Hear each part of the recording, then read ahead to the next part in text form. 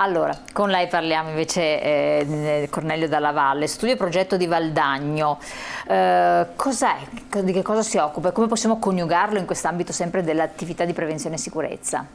Allora, la mia cooperativa si occupa di servizi alla persona in ambito sanitario e sociosanitario. Poi anche una parte di attività produttive dove la finalità è l'inserimento lavorativo di persone svantaggiate.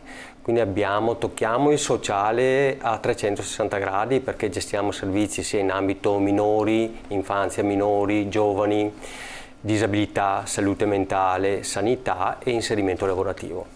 Quindi per noi il tema della sicurezza è un tema molto importante perché spaziamo da quello che è l'ambito sanitario, quindi al cui interno abbiamo figure tipo l'infermiere, l'assistente di studio, l'operatore sociosanitario, all'ambito produttivo che può essere il settore pulizie, dove abbiamo addetti alle pulizie, quindi con una gestione di cantieri sparsi in tutto il Vicentino. Quindi voi capite che la cooperativa ha investito molto in questi anni, conscia che la salute è un bene per la persona. Quindi anche qua dobbiamo uscire da quello che è il gioco delle parti. È vero, abbiamo un testo unico che è l'8108 che determina delle regole, però dobbiamo attivare un processo culturale che coinvolga tutti quanti, dal datore di lavoro, dal consiglio di amministrazione nel mio caso, alle figure apicali, quindi responsabili di vari servizi, coordinatori di area, ai lavoratori. Questa secondo me la formula che ti può portare a una presa d'atto che effettivamente quando parliamo di sicurezza non è un problema del presidente piuttosto che del responsabile, ma è un problema di tutti. Dico questo perché posso citare un esempio virtuoso. Barbara prima parlava di quanto è importante organizzare la formazione, calando in quella che è la realtà dell'azienda. Infatti ce l'aveva chiesto anche un telespettatore, certo, perché ha perché capito quanto... facilmente un datore di lavoro può acquistare formazione, enti di formazione ce ne sono tanti, quindi offerte formative ce ne sono tante. Può inviare il proprio dipendente a fare formazione, questo dipendente va a fare formazione, ma non si sa effettivamente cosa può portare a casa questo dipendente. Se noi invece organizziamo la formazione sulla base delle nostre specificità, sulla base dei settori che abbiamo noi specifici, coinvolgendo il personale, ecco che allora la formazione è efficace ed efficiente. Ripeto, nel nostro caso noi la formazione la organizziamo internamente con supporto di consulenti esterni, anche col supporto di IRECOP, però sempre studiandola assieme a tavolino. Quindi io come RSPP e delegato alla sicurezza, il mio datore di lavoro, presidente della cooperativa e i responsabili.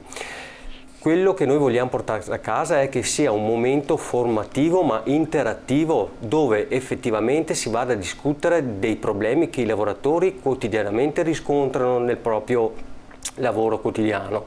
Questo è importante perché noi possiamo dotarci del migliore DVR, che è il documento di valutazione dei rischi aziendali, possiamo predisporre le migliori moduli, le migliori istruzioni operative, ma se non rispondono a quelle che sono le esigenze delle persone che poi quotidianamente sono in prima linea, non servono a niente. Ma secondo la sua esperienza, la vostra esperienza, voi nella formazione eccetera, è cosa che lascia sempre interdetti, il fatto che ci siano ancora tanti incidenti, ma veramente tanti, numeri impressionanti, anche molto gravi, perché poi si parla sempre dell'incidente mortale e molto meno invece dell'invalidità. La signora che ci aveva scritto prima un dito, insomma, non è poco, un attimo solo che le cooperative sono un bene sociale e va sempre tutelato e spinto in tutti i settori.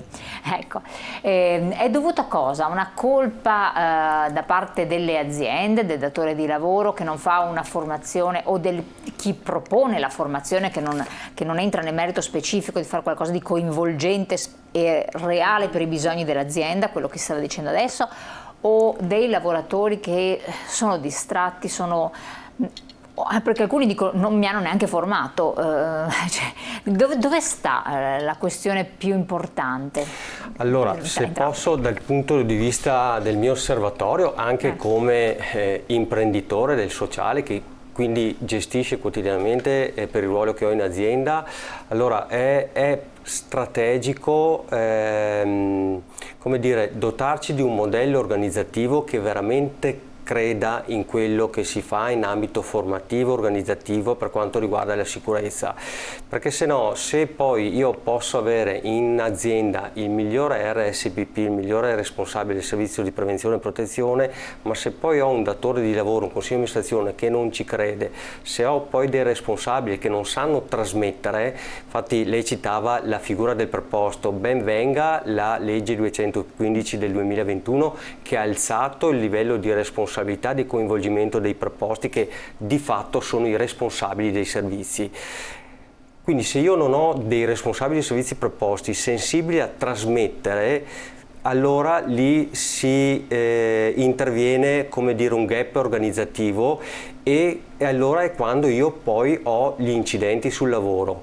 Un'altra cosa importante che dico io è la prevenzione. Quanto importante è analizzare anche i mancati incidenti, perché noi adesso parliamo di incidenti, quindi parliamo dell'effetto traumatico che l'incidente ha avuto sulla persona, ma noi dobbiamo fare un lavoro molto prima di prevenzione, quindi è importante, ecco qua tutto l'aspetto culturale, ad andare a far sì che le stesse persone che sono in prima linea comunichino questi incidenti mancati. Interessante questo del mancato incidente. È importantissimo questo aspetto qua. Non ti viene da pensarlo. È un aspetto su cui anche Conf Cooperative nell'azione di sensibilizzazione che stiamo facendo con IRECOP verso le nostre associate è un aspetto su cui dobbiamo puntare, perché il mancato incidente ti dà la possibilità di mettere in atto delle azioni correttive ed evitare che poi questo si trasformi in un incidente. Sì, c'è dato un altro messaggio. Quanti infortuni sul lavoro si potrebbero evitare se ci fosse una seria e continua formazione e attenzione su questo grave problema? Bravi per l'argomento trattato. Dico l'ultima cosa, la formazione deve essere permanente. Noi non dobbiamo limitarci a quello che è l'accordo Stato-Regioni del 2011 che ti dice che devi fare 4 ore di formazione generale e poi 4, 8, 12 ore di formazione specifica in riferimento al codice Ateco delle attività.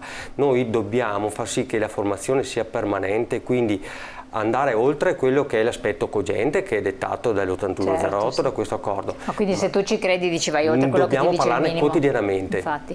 Dottoressa, secondo lei? Sì, rispetto alla sua domanda, sicuramente le cause sono molteplici, sicuramente come sottolineava Cornelio l'aspetto organizzativo e le carenze organizzative a volte possono diventare la causa di infortuni e quindi tipico il incidenti. Sovraccarico di lavoro in capo a determinati lavoratori. Ma anche la scarsa manutenzione delle strutture piuttosto che delle strumentazioni, dei macchinari. Noi abbiamo seguito delle realtà in cui purtroppo sono accaduti infortuni gravi, in alcuni casi pochi per fortuna anche mortali negli ultimi 20 anni.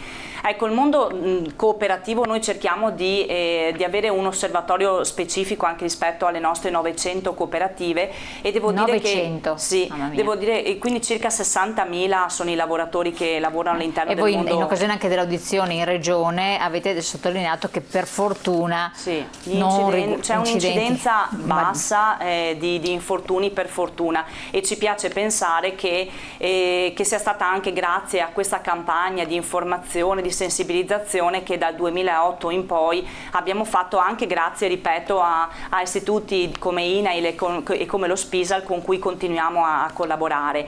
Poi sicuramente il tema formazione che stiamo trattando è molto delicato e E sicuramente la differenza la fanno i formatori nella capacità di coinvolgere, di motivare, quindi da parte nostra come ente stiamo cercando di fare una selezione molto accurata dei formatori, grazie anche alle restituzioni che ci danno i lavoratori. Noi al termine di ogni percorso formativo somministriamo un questionario di gradimento rispetto alla formazione e chiediamo dei suggerimenti rispetto anche a come è stata la formazione, a quali sono stati i punti di forza, i punti di debolezza. Chiediamo nella valutazione dei docenti se sono stati non solo competenti nel trattare quell'argomento, ma se sono stati anche capaci di coinvolgerli, di motivarli, di fargli partecipare, e quindi facciamo anche una valutazione dei nostri formatori, ovviamente selezionando sempre quelli che hanno un riscontro positivo da parte dei lavoratori, e poi chiediamo anche un riscontro alle imprese perché ci diano una restituzione se poi la formazione ricevuta ha avuto un impatto migliorativo anche rispetto a una maggiore sensibilità e attenzione all'interno delle imprese. Nel selezionare i formatori cerchiamo anche di fare una formazione formatori, ovvero di aggiornarli sempre anche sulle nuove metodologie didattiche. Per esempio è indubbio che nei 2 anni di pandemia in cui non ci si poteva vedere e in cui i corsi di formazione non potevano essere svolti in presenza, abbiamo fatto tutta una campagna di formazione per i nostri formatori in modo che riuscissero anche attraverso l'online a usare delle dinamiche interattive. Adesso non le cito, ma ci sono anche molte piattaforme che consentono un'interattività in modo che non fosse noiosa la formazione a distanza anche da parte dei lavoratori. Ultimo particolare, nella nostra esperienza i formatori che coinvolgiamo, non tutti ovviamente, ma una gran parte, hanno una spinta motivazionale nel fare la formazione in ambito sicurezza, perché purtroppo alcuni di loro hanno scelto proprio come una vocazione questa della formazione in ambito sicurezza, perché hanno provato sulla loro pelle cosa significa. Esatto, questo è importantissimo. Infatti quando parliamo anche con l'ANMIL, un'associazione che si occupa di persone che hanno avuto un'invalidità sul lavoro, sono tante volte persone che in primis ne sono coinvolte e ne parlano quindi col cuore ed è molto importante. Io vorrei ancora continuare su questo argomento, ma il tempo è finito, dovremmo rivederci, riaffrontarlo. Vi ringrazio per essere stati qui con noi, molto chiari nelle vostre spiegazioni, che quindi sono state anche illuminanti, visti i messaggi che sono arrivati dai nostri telespettatori, che ringraziamo naturalmente per aver partecipato. Vi invito naturalmente a scriverci, a stimolarci sulle tematiche come sempre, poi rivedere la puntata sul nostro sito internet. Grazie. Grazie a voi.